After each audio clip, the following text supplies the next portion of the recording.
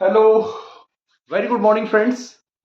And today's session we will discuss about parts of speech, right? So I have just told you parts of speech. There are 8 parts of speech. 8 part of speech है, उनको मैंने आपको बताया था पूर्व class में. Noun किसी चीज का नाम है. नाउन किसी चीज का क्या है? नाम है. अगर नाउन है तो नाम है. और जहां प्रोनाउन आ गया मतलब क्या है? नाम के जगह है, के जगह, राइट. उसके बाद फिर क्या हो गया? एडजेक्टिव आ गया. इन दोनों की विशेषता जो बता दिया, राइट. और जब वर्ब आ गया तो क्रिया का नाम या काम का नाम, है ना, एक्शन का नाम, name of action. Name of action. Name of action. और एडवर्ब हो गया तो याद रखिएगा, एडवर्ब में बहुत डाउट रहता है लोगों को. एडजेक्टिव की विशेषता, वर्ब की विशेषता और एडवर्ब की विशेषता, तीनों की विशेषता बताए तो वो क्या कहलाता है? एडवर्ब. एड से एडजेक्टिव और प्लस वर्ब और प्लस इक्वल टू एडवर्ब. मतलब समझ लीजिए कि तीनों की विशेषता बताएगा. ठीक है. जैसे कि ही रन्स, ये वर्ब है. फास्ट, ये एडवर्ब हो जाएगा, राइट. अब बताया ही इज गुड, तो ये गुड क्या है? एडजेक्टिव है. इसकी विशेषता बताएगा तो एडवर्ब क्या आ जाएगा? Very good. अब ये एडवर्ब है, फिर बोले वेरी वेरी गुड. समझ में आ गया? इसमें बहुत ज्यादा डाउट रहता है लोगों को. नेक्स्ट, लिखिएगा मत, पहले समझ लीजिएगा. अब उसके बाद क्या आ गया? प्रीपोजिशन. प्री और पोजीशन दोनों नाम से क्लियर है. कोई भी नाउन या प्रोनाउन के पहले आके पोजीशन लेता है. नाउन और प्रोनाउन के पहले आके क्या लेगा? पोजीशन लेगा. जैसे to, school, to the market. Market noun है. मार्केट, इससे पहले आके ये पोजीशन लेगा. Cat is on the table, है ना. उसके बाद क्या बताया था, एक बार फिर से रिवाइज कर दे रहा हूं क्योंकि उसके जाने से पहले, और एक ही सेंटेंस में हम लोग आज पूरा parts of speech we will do the study, right. अभी देख लीजिएगा. कंजंक्शन बताया था, एक चौराहा है, उसको जोड़ने वाला जंक्शन होता है. तो यहां पर क्या लिखा हुआ है? एंड. आपको ध्यान आएगा बिकॉज. ठीक है. Ram and Sita. Ram writes a letter and Sita writes a poem. तो एंड क्या होगा? कंजंक्शन होगा. इंटरजेक्शन क्या होगा? इंटरजेक्शन. इंटरजेक्शन होगा ओ, Alash.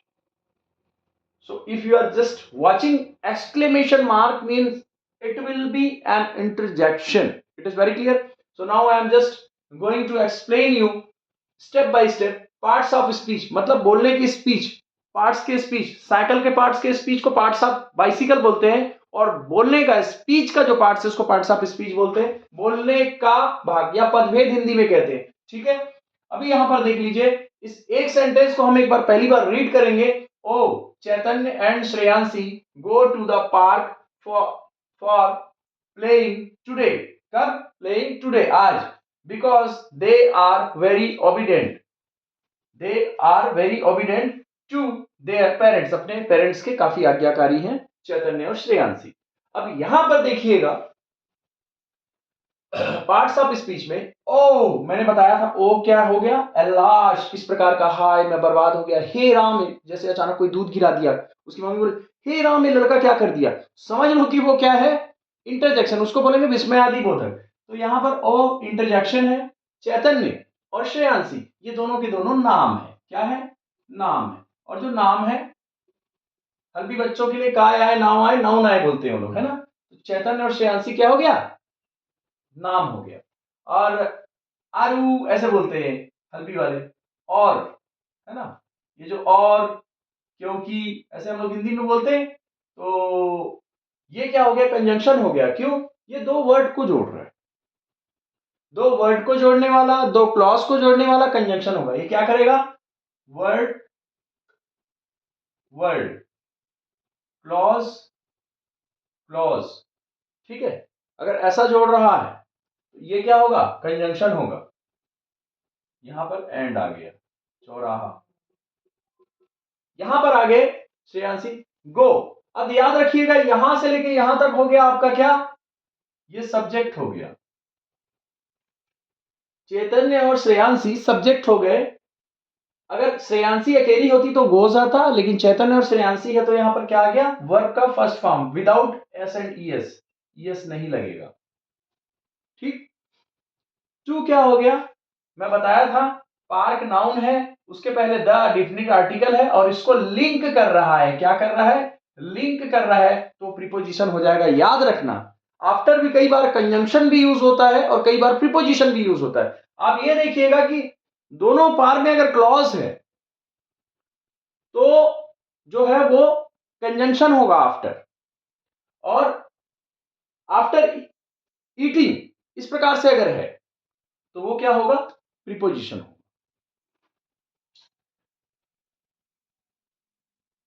अब यहां पर देखिए डेफिनिट आर्टिकल मतलब जिस आर्टिकल को हम जानते हैं, ए अंडा 3 आर्टिकल होते हैं। जिस आर्टिकल को हम जानते हैं उसको डेफिनिट आर्टिकल बोलते हैं, नहीं जानते उसको इनडेफिनिट आर्टिकल बोलते हैं। नहीं जानते उसके लिए ए और एन लगाते हैं। ए कब लगाते हैं? हम ए कब लगाएंगे? A cat. और दोबारा अगर दोबारा बात हुई तो द कैट बोलेंगे और उसको द पढ़ेंगे, ठीक है। और एन एलिफेंट, बहुत सारी नॉलेज आपको इसी वीडियो में मिल जाएगी ना, वीडियो में बने रहेंगे तो ठीक है, क्योंकि स्पीड करूंगा तो कोई मतलब नहीं, बाकी बच्चे समझ ही नहीं पाएंगे। एन एलिफेंट, बिकॉज ये जो है आपके गले से जब साउंड आता है, याद रखिएगा एक मेरा फार्मूला है, A E O um. If this type of sounds यहां से अगर क्रिएट हो रहा है, इसका मतलब ये हो जाएगा ए ई आई ओ यू। याद रखिएगा लोग एन यूनिवर्सिटी लिख देते हैं, कई गलतियां करते हैं। ये या का साउंड आ रहा है, जहां या का साउंड आ रहा है वहां पर हमको नहीं आएगा। अगर अम्ब्रेला, आप देखिए ना, अम्ब्रेला, अम का साउंड आ रहा है तो वहां पर एन लगेगा। जहां apple, an apple, an elephant, an ink, watch. और एक चीज याद रखिएगा, एन का मतलब ये नहीं होता है कि एन ऑनेस्ट। एक एक गहरी बात बता रहा हूं, बहुत लोग ही इज डैश ऑनेस्ट लिखा है, यहां पर नो आर्टिकल आएगा, लोग क्या करते हैं यहां पर एन ऑनेस्ट कर देते हैं। अरे भाई आर्टिकल का यूज होता है, articles are use to limit nouns, noun को लिमिट करने के लिए यूज होता है। यहां पर नाउन है क्या? यहां पर तो नाउन है ही नहीं। अगर यहां मैं बॉय लिख दूं तब होगा ही इज एन ऑनेस्ट बॉय। अगर ये बॉय नहीं होगा तो यहां पर नो आर्टिकल आएगा, कोई आर्टिकल नहीं आएगा, ठीक है। सॉरी बोर्ड थोड़ा सा एकदम से वो हो जा रहा है, क्लोज हो जा रहा है, लेकिन आपको समझ में भी आ रहा होगा। यहां तक क्लियर हो गया? बहुत से डाउट आज इसी वीडियो में क्लियर हो जाएंगे आप। ही इज ऑनेस्ट नहीं बोलेंगे, he is an honest boy बोलेंगे। ही इज ऑनेस्ट बोल सकते हैं, वह एक ईमानदार है, वह दो ईमानदार है, ऐसे गिन सकते हैं क्या? नहीं गिन सकते ना, तो उसको ही इज एन ऑनेस्ट कैसे बोल सकते हैं? We can't say he is an honest, he is an honest boy, we will say. It is very clear. So next, moving forward, for preposition है प्लेइंग, वर्ब विथ आईएनजी है, ठीक। यहां पर जो है टुडे, टुडे जो है यहां एडवर्ब है, क्यों? वर्ब की विशेषता बता रहा है। प्लेइंग वर्ब है और वर्ब के बगल में जो खड़ा होगा विशेषता बताएगा। ध्यान रखिएगा जो बगल में खड़ा रहता है ना वही आपके बारे में कुछ ना कुछ बता पाता है, चाहे अच्छी बात बताए चाहे बुरी बात बताए। अगल बगल के लोग विशेषता बताते हैं। अगर नाउन प्रोनाउन है, सपोज ये आपके नाउन का है और ये प्रोनाउन का है, इसके बगल में एडजेक्टिव खड़ा है, आपके बारे में हर चीज बताएंगे। आप गलत करोगे तो भी बताएंगे, सही करोगे तो भी बताएंगे। तो जिस भी सेंटेंस के अगल बगल में जो होगा वही उसकी विशेषता बताएगा। अब यहां पर देखिए प्लेइंग वर्ब है और ये टुडे एडवर्ब है, तो ये महाशय जो है इनकी विशेषता बता रहे हैं कि प्लेइंग, खेला और आज ही खेला। आपको समझ में आ गया होगा। बिकॉज क्या हो गया, चौराहा, जंक्शन, कंजंक्शन। क्यों, आप देख लीजिए, ये सब्जेक्ट है, ये वर्ब है, और इधर तो सब्जेक्ट वर्ब है ही, है ना भाई, यहां पर है ना सब्जेक्ट और वर्ब, इसको फिर से जोड़ा इसने, तो कंजंक्शन हो गया बिकॉज। ठीक है, कैसे यूज हो रहा है उसको ध्यान देना। बहुत सी चीजें ऐसी जो प्रीपोजिशन और कंजंक्शन दोनों यूज होता है, इसीलिए बता रहा हूं। बिल्कुल बैंकिंग लेवल के लोग तो बिल्कुल ध्यान दीजिएगा, SSC banking level and all teaching exams, you will have to know parts of speech, otherwise you won't be able to have the good performance in examination. अब यहां पर देखिए,